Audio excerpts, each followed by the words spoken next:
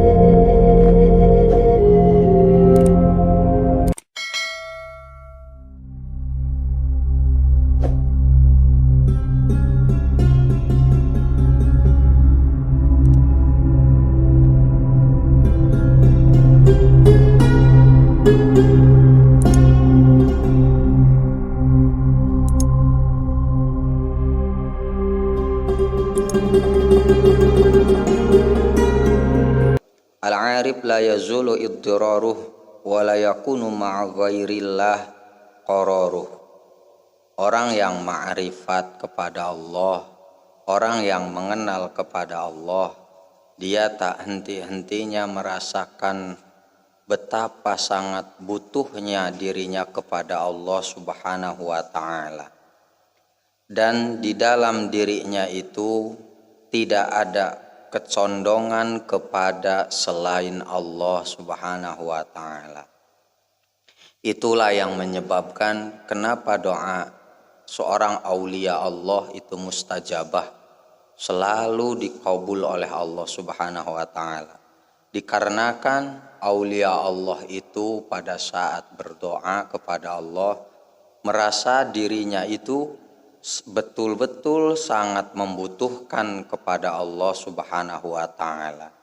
Lain halnya dengan orang selain aulia Allah, selain al-arif billah. Dia terkadang ada kalanya orang tersebut merasa butuh kepada Allah, terkadang justru banyaknya tidak merasakan butuh kepada Allah. Justru kebanyakan orang itu butuhnya itu kepada selain Allah. Seperti banyak orang butuh kebahagiaan, tapi dia keyakinannya bahwa bahagia itu dengan uang. Maka dia akan percaya, saking percayanya bahwa uang itu dapat memunculkan atau bisa meraih kebahagiaan, dia mati-matian mencari uang. Dalam kenyataannya ketika uang sudah diraih pun ternyata banyak problem, banyak masalah. Karena dia sudah salah jalan pikirannya, sudah salah. Nah, seperti itu. Karena yang namanya perasaan butuh itu tidak akan terlepas dengan sikap lahiriahnya, sikap fisiknya. Ketika orang membutuhkan sesuatu, pasti dia tidak mau jauh dan selalu ingin mencari sesuatu yang dibutuhkannya. Seperti ketika orang membutuhkan, betapa butuhnya kepada air, maka orang yang membutuhkan air, dia tidak akan bisa hidup tanpa air. Seperti itu diantaranya. Maka dia akan mati-matian karena untuk mencari air, bahkan dia rela berkorban demi untuk meraih air tersebut, memperoleh air tersebut. Itulah yang dinamakan iddiror. Iddiror itu perasaan butuh, fakir kepada Allah Subhanahu wa taala. Toh kenyataannya kebanyakan pada umumnya orang itu, manusia itu tidak merasa butuh kepada Allah Subhanahu wa taala. Buktinya apa? Kalau memang benar-benar butuh kepada Allah, dia tidak akan bisa menjauh dari Allah. Karena orang yang butuh itu identiknya selalu ingin berdekatan dengan sesuatu yang dibutuhkannya. Tapi kenyataannya orang itu baru Islamnya Islam KTP. Kenyataannya ketika dia bentrok dengan pekerjaan, antara urusan akhirat, ibadah, pengabdian kepada Allah dengan urusan pekerjaannya, justru terkadang lebih mengedepankan urusan pekerjaannya. Berarti dia lebih butuh pekerjaan dibandingkan butuh kepada Allah Subhanahu wa taala. Makanya orang yang semacam itu doanya tidak akan mustajabah. Karena aulia Allah itu tidak pernah henti-hentinya merasakan butuh kepada Allah Subhanahu wa taala. Seperti seorang anak kepada seorang orang tua. Anak itu sangat butuh kepada orang tua. Makanya anak itu tidak akan bisa jauh dengan orang tua. Seperti itu diantaranya. Maka oleh karena sangat membutuhkan orang tua, maka si anak itu kebanyakan butuh kasih sayang orang tua. Maka si anak itu sangat ketakutan sekali kehilangan orang tuanya. Begitu pula aulia Allah Subhanahu wa taala. Ketika dia sangat membutuhkan kepada Allah, maka dia tidak akan pernah jauh dari Allah. Dia takut jauh dari Allah. Maka dia akan berusaha supaya meraih kasih sayangnya Allah, rahmatnya Allah, ridhonya Allah, supaya Allah tak mau menjauhkan dirinya dengan Allah menjauhkan si hamba tersebut, aulia Allah tersebut dari Allah. Karena orang itu akan bisa berdekatan jikalau muncul rasa ada ridho. Orang jikalau di dalam hatinya belum ada ridho, itu mustahil bisa berdekatan. Satu contoh, ketika kita bisa akrab dengan teman kita.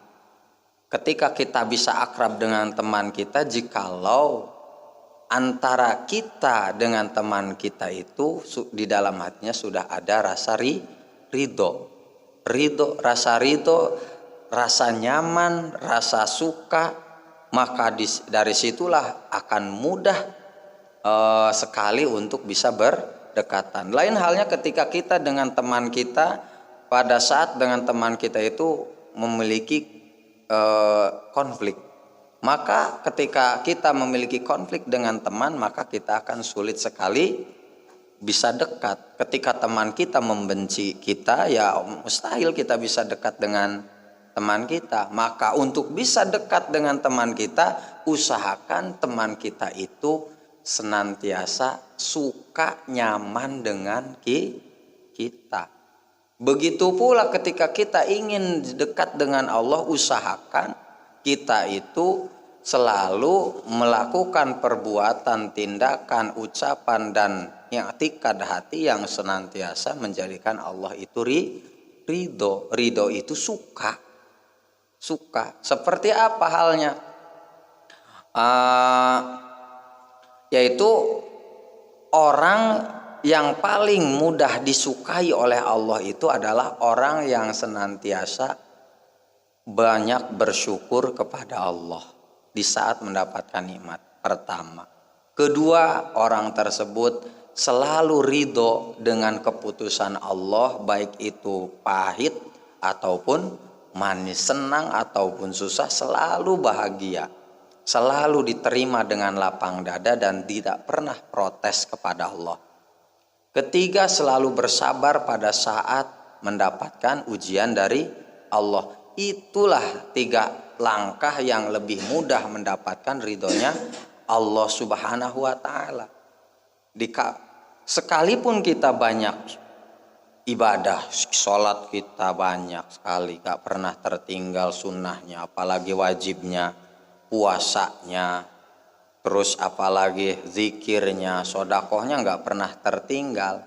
Akan tetapi kita masih selalu protes dengan keputusan Allah, takdir Allah. Kita hidup pas-pasan, miskin, kita aral. Ya Allah, hidupku gini kayak gini terus, gimana ini? Enggak pengen sekali kayak tetangga. Itu kan protes yang tak secara tidak sadar. Sekalipun diam enggak pernah protes, tapi di dalam dirinya itu merasa ada keinginan seperti yang lain. Itu pun protes yang tidak secara langsung, yang tidak disadari. Maka ketika seseorang sudah protes semacam itu, banyak ibadah pun tidak akan pernah Allah ridhoi. Karena ibadah itu bahasa Arab, bahasa kitanya itu mengabdi kepada Allah, hendaklah melakukan tindakan yang senantiasa mendapatkan ridhonya Allah Subhanahu wa ta'ala. Seperti anak dengan orang tua. Ketika anak membantu pekerjaan orang tua, membantu nyuci piring, membantu nyuci baju, bersih-bersih rumah, akan tetapi si anak tersebut selalu protes dengan keputusan orang tua. Akan tetapi anak tersebut pada saat bekerja itu selalu cemberut, maka jangan berharap pekerjaan kita membantu orang tua itu akan membahagiakan orang tua. Justru pekerjaan bantuan kita yang diberikan kepada orang tua, pengabdian kita kepada orang tua akan menjadikan risih dirasakannya oleh orang tua. Karena ketika kita sapu-sapu kita nggak pernah senyum, nggak pernah tidak ceria, maka di situ pun akan menyakitkan orang tua. Begitu pula ketika kita sedang ibadah kepada Allah, mengabdikan diri kepada Allah, akan tetapi kita selalu memikirkan takdir-takdir, seperti kita, kehidupan kita kok begini, rizki kita kok begini, jodoh kita kok begini. Itu sama saja ibadah, akan tetapi mendatangkan murkanya Allah Subhanahu wa ta'ala. Yang pertama, karena sebesar apapun tenaga yang kita kerahkan untuk membantu seseorang, jikalau orang tersebut tidak suka kepada kita, maka nilai bantuan kita itu adalah 0. Seperti itu, nilai bantuan kita akan 0, tidak akan pernah ada positifnya, selalu negatif. Sekalipun kita itu membantu secara jerih payah, membantu teman kita, akan tetapi teman kita itu selalu membenci kita. Makanya bantuan kebaikan yang kita berikan kepada teman tidak akan pernah bernilai positif di pandangan teman kita. Dikarenakan apa? Belum ada ridho di teman kita. Lain halnya dengan ketika pada saat teman kita suka kepada kita, maka bantuan sekecil apapun akan dianggap nilainya berharga. Maka yang terpenting sebelum kita mengabdikan diri kepada Allah, cari dulu ridhonya Allah. Apa yang paling Allah sukai? Ketika mendapatkan ujian dari Allah, selalu mengembalikan kepada Allah Subhanahu wa taala. Alladzina idza asabathum musibatun qalu inna lillahi wa inna ilaihi raji'un.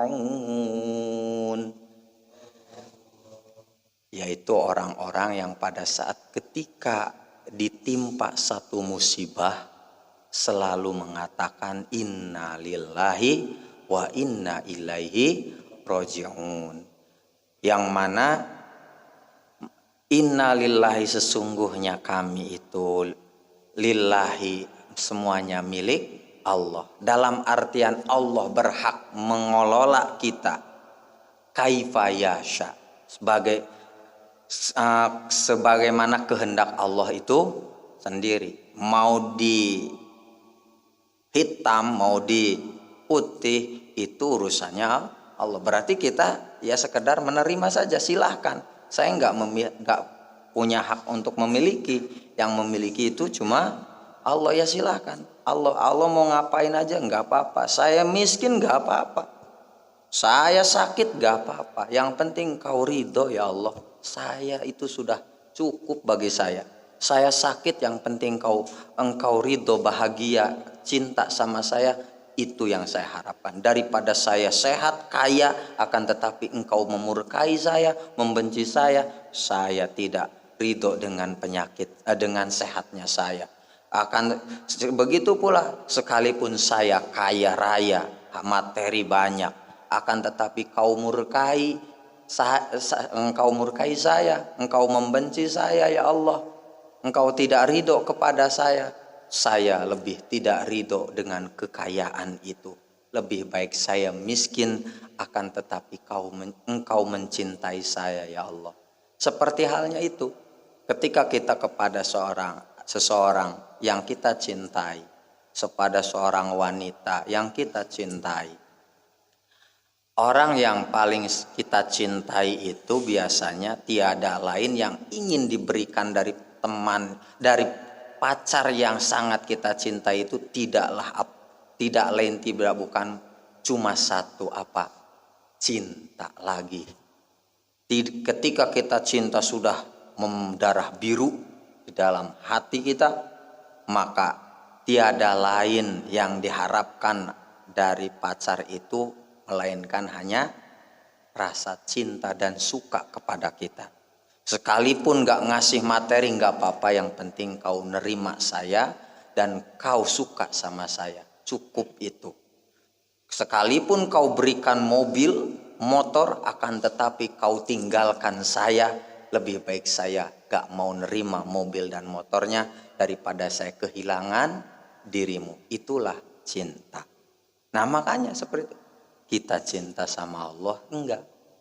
Nah, kalau memang benar-benar cinta kepada Allah, jangan pernah takut kehilangan yang lainnya. Karena identiknya cinta itu adalah kita tidak mau jauh-jauh dari seseorang yang kita cintai.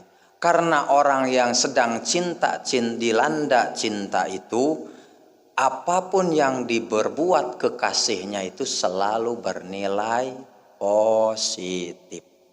Padahal pacarnya itu adalah orang yang selalu melakukan tindakan jelek. Saking kita cintanya selalu baik di pandangan kita. Makanya ketika seorang hamba sangat mencintai Allah Subhanahu wa taala, maka tiada lain pujian dan pujianlah yang akan disampaikan kepada Allah Subhanahu wa taala. Coba kita ketika masih muda lihat istri kita, padahal istri kita itu enggak pintar masak, tapi kita suka laporin ke orang tua kita, istri saya itu pintar masak, padahal masak air aja gosong. Itu diantara. Tapi laporan ke orang tua itu airnya dia itu pintar. Padahal istri kita waktu pertama kali nikah, dia itu nggak bisa selalu tidur mulu, males kerja. Kita selalu memandangnya selalu positif. Barangkali dia capek, barangkali dia lagi enggak mood. Selalu positif. Kepada orang yang kita cintai, selalu kita berpandangan positif dan selalu memuji-mujinya. Begitu pula ketika seseorang mencintai Allah, tentulah tidak akan pernah ada satu kata pun untuk mengeluhkan Allah Subhanahu wa taala. Selalu memuji dan memuji Allah Subhanahu wa taala. Ketika sakit pun, ya Allah, Engkau baik sekali, Engkau memberikan penyakit kepada saya. Kenapa seandainya saya sehat, mungkin saya tidak pernah mau taat kepadamu. Belum tentu saya bisa mengingat dirimu. Oleh karena Engkau begitu sangat sayang kepadaku, selalu ingat kepadaku, Kau buat satu kejadian, satu proses yang menjadikan aku terpaksa mengingatmu. Apa? Sakit. Karena terkadang perasaan pahit itu lebih menjadi obat. Seperti halnya perasaan pahit itu terkadang lebih menjadikan kita sehat. Seperti halnya obat. Sekalipun pahit, akan tetapi menyehatkan. Begitu pula dengan ujian. Ujian kita dibandingkan yang manis-manis justru lebih selamat ujian dari Allah yang berbentuk pahit. Terkadang orang kalau diuji manis itu serasa udah ada di kakinya, udah ada di surga sebelah. Kakinya sebelahnya sudah nginjak surga, jadi sombong. Lain halnya dengan orang yang diuji dengan ujian pahit. Selalu mengakui barangkali ini dosa saya ya Allah. Orang kalau mengakui dosa biasanya kalau ditimpa ujian pahit. Tapi orang kalau diuji manis dia belum pernah mengakui dosanya. Karena Allah paling suka kepada hambanya yang mengakui kesalahan. Kita pun kalau sama pasangan paling enak kalau pasangan kita selalu membela diri dari kesalahannya. Kita itu paling suka sama pasangan yang selalu ketika dapat kesalahan selalu mengakui kesalahannya. Selalu mengakui, tidak mencari pembelaan. Begitu pula Allah paling suka sekali kepada hambanya yang selalu mengakui kesalahannya.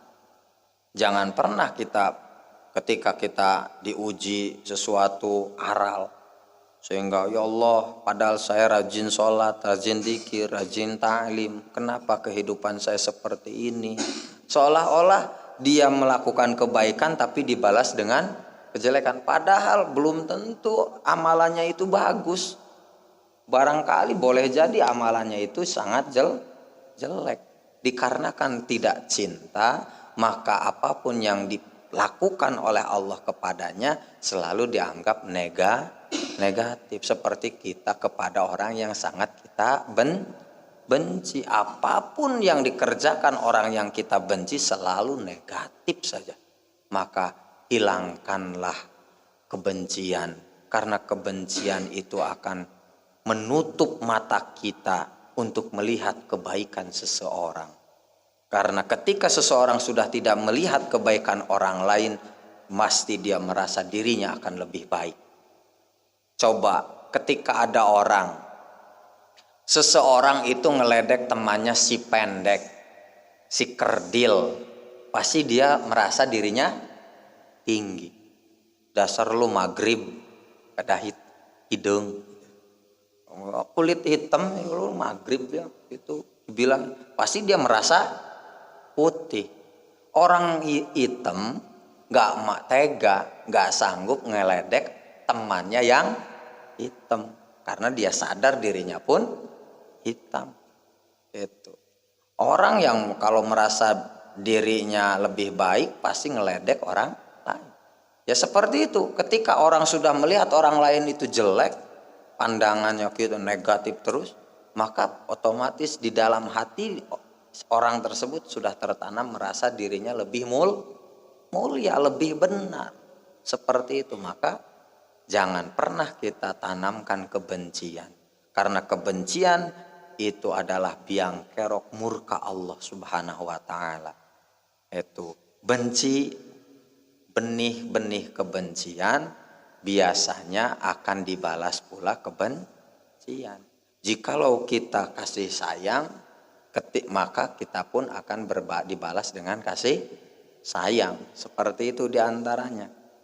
Nah, makanya aulia Allah, kenapa aulia Allah itu selalu doanya mustajabah? Dikarenakan dia itu tak pernah, selalu konsisten merasa fakir, merasa butuh kepada Allah. Makanya ketika kita memberikan bantuan pun, memberi bantuan kepada orang, kepada teman, biasanya teman yang selalu lebih merasa butuh, membutuhkan. Ngapain kita ngebantuin teman yang nggak butuh sama kita? Makanya kita lebih mengutamakan teman yang selalu merasakan membutuhkan kita. Allah pun sama. Allah itu akan memberikan bantuan kepada hambanya yang merasakan butuh. Innamas shadaqatu lil fuqara. Yang pastinya sodakoh itu diperuntukkan bagi orang-orang yang merasakan butuh. Itu Allah. Makanya orang yang nggak berdoa, ketika kita berdoa, pikiran kita kosong, nggak pernah mengakui rasa fakir, rasa butuh. Jangan pernah berharap didengar doa kita oleh Allah Subhanahu wa taala. Seperti itu diantaranya. Maka hendaklah kita daim menjadi orang yang langgeng, abadi, yang konsisten merasa fakir kepada Allah. Dikarenakan apa? Lima'rifatihi binafsih.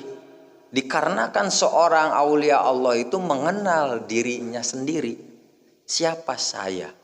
Saya ini adalah hamba yang selalu butuh kepada Allah. Maka man arafa nafsahu faqad arafa rabbahu.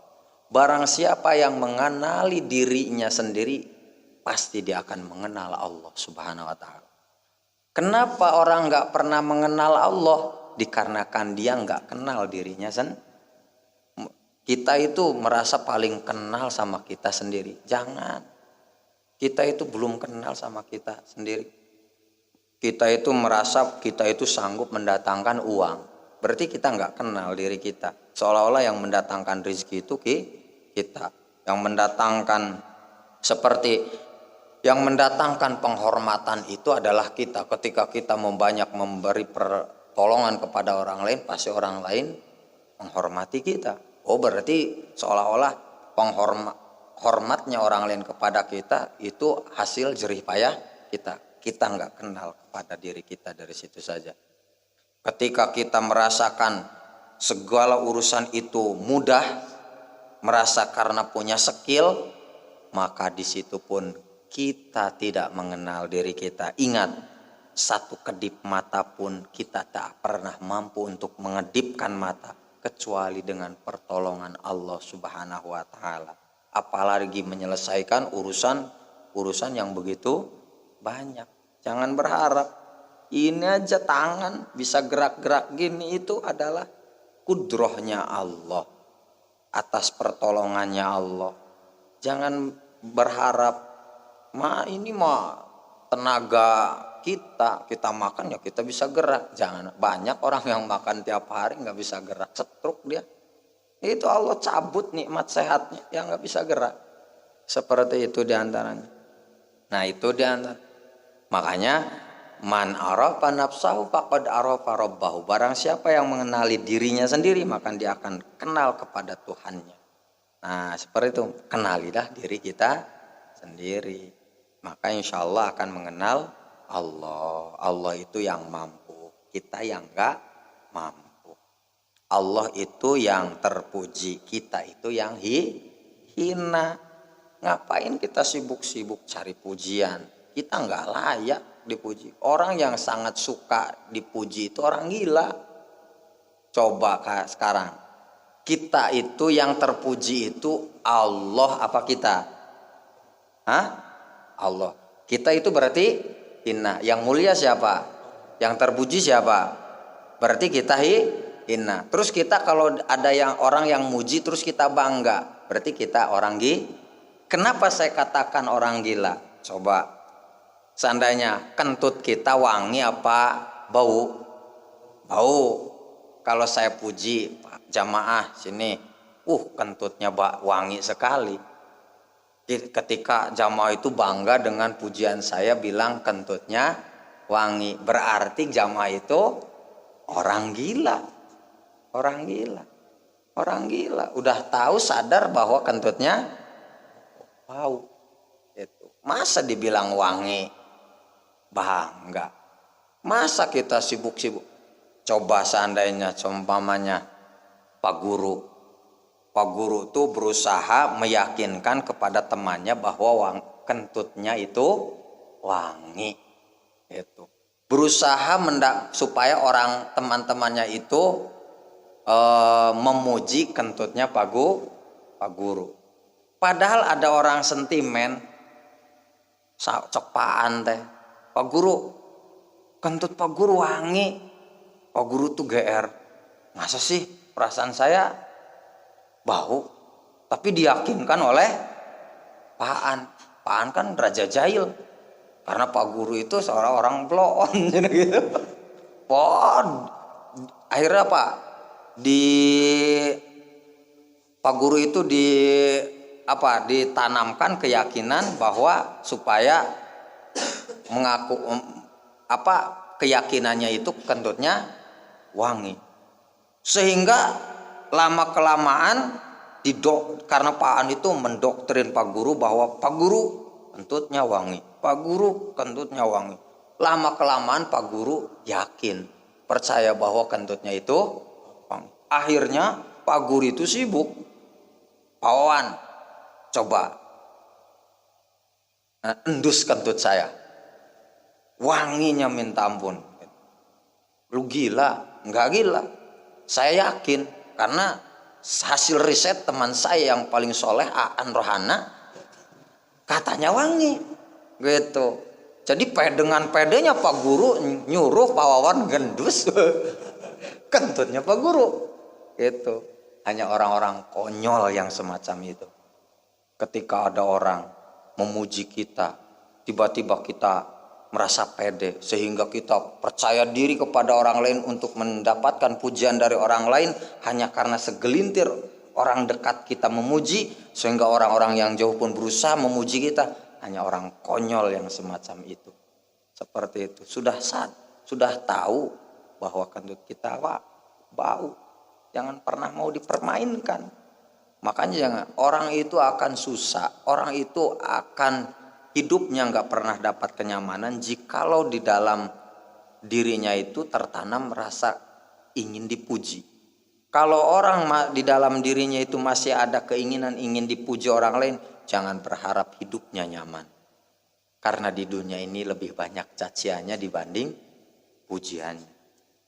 Tapi ketika kita hidup itu sudah tidak mengharapkan pujian dari orang lain, maka hidup kita akan nyaman, tenang. Karena makanya ketika kita sudah sadar bahwa kentut kita bau, maka ketika kita mau kentut pasti menghindari orang lain, takut orang lain itu teraniaya dengan kentut kita.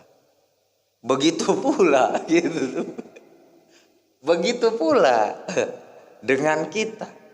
Jikalau kita sadar kita itu nggak baik-baik, ada baik-baiknya, jangan pernah memaksakan orang lain untuk menghormati kita. Jangan pernah memaksakan orang lain untuk memuji diri kita. Justru itu akan menganiaya orang lain tersebut. Kalau sudah sadar kita itu diciptakan sebagai hamba yang dhaif, yang lemah, yang hina, yang fakir, jangan memaksakan diri untuk mendapatkan pujian orang lain. Justru itu akan mendolimi orang lain. Sudah, kalau kita beramal ya sembunyi saja. Jangan pernah ingin mendapatkan pujian. Seperti ketika kita sadar kalau kentut kita bau, ya kalau mau kentut ya hindari orang lain. Ya sama halnya ketika kita beramal, kalau amal kita merasa amal kita itu jelek, jangan pernah kita mau dilihatin sama orang lain, itu justru akan mendatangkan madorot kepada orang lain. Itu jikalau orang umum. Lain halnya dengan aulia Allah, para mursyid. Justru amalan itu wajib karena apa? Karena dia itu adalah da'iyan ilallah, orang yang selalu mengajak kepada Allah dengan tujuan diperlihatkan amalannya itu supaya diikuti oleh orang lain. Seperti itu. Tadi antaranya. Nah, orang yang pamer kentut orang gila. Orang yang pamer amalan jeleknya itu orang merasa. Kalau kita sudah sadar kita gak punya amalan bagus, kenapa kita harus berkuar-kuar punya amalan bagus? Hanya orang gila.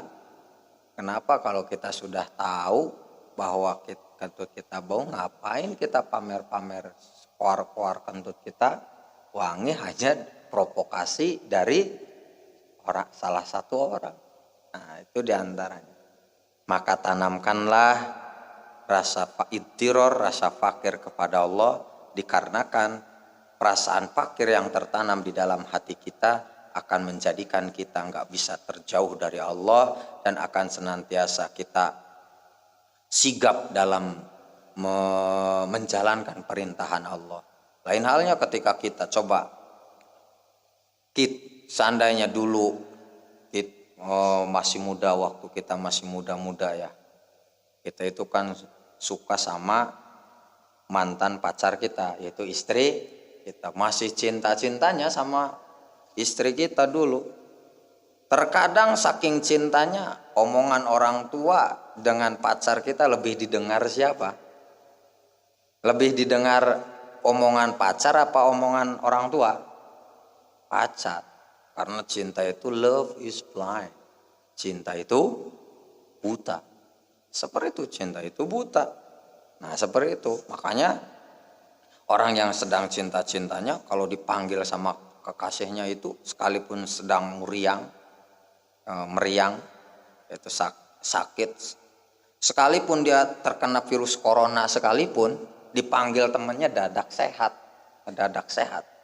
Kejang-kejang, pacarnya datang, kenapa kamu kejang-kejang? Neng gitu, sehat ngedadak. Disuruh nyuci baju pun lagi penyakitan, lagi sakit sekalipun, kalau disuruh nyuci sama pacar ya pasti sigap.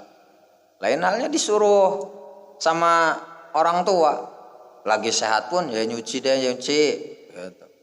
Lagi nggak enak badan pak. Nah, itu alasannya. Orang kalau nggak cinta sama Allah banyak alasan kalau mau beribadah kepada Allah, karena nggak cinta. Nah, kalau kan pinter orang ditanya cinta sama Allah, cinta. Wah, bohong. Cinta itu identik dengan kepatuhan. Orang yang cinta pasti patuh. Itu man ahabba syai'an fahuwa abduhu. Barang siapa yang mencintai sesuatu, dia pasti jadi pengabdinya. Ketika seorang cinta uang, maka dia akan menjadi pengabdi uang, jadi pembudaknya uang, maka dia akan diperbudak oleh uang. Seperti itu. Barang siapa yang mencinta Allah, maka dia akan menjadi hambanya, pengabdinya Allah Subhanahu wa taala. Nah, seperti itu. Itu mudah-mudahan bermanfaat, bisa diamalkan, bisa menjadikan kita lebih mengenal diri kita, bahwa diri kita itu adalah hamba yang begitu hina, yang begitu lemah, yang tidak bisa jauh dari pertolongannya Allah Subhanahu wa taala. Ketika kita sudah tertanam rasa butuh kepada Allah, mudah-mudahan kita selalu berusaha ingin selalu dekat dengan Allah Subhanahu wa taala. Karena orang yang sangat membutuhkan, orang yang sangat cinta, itu satu paket. Cinta, butuh, cinta, dekat, itu nggak bisa dia. Orang cinta pasti membutuhkan. Orang butuh pasti nggak mau jauh, pengennya deketan aja. Sudah itu. Orang cinta sama Allah pasti butuh sama Allah. Orang butuh sama Allah pasti cinta sama Allah.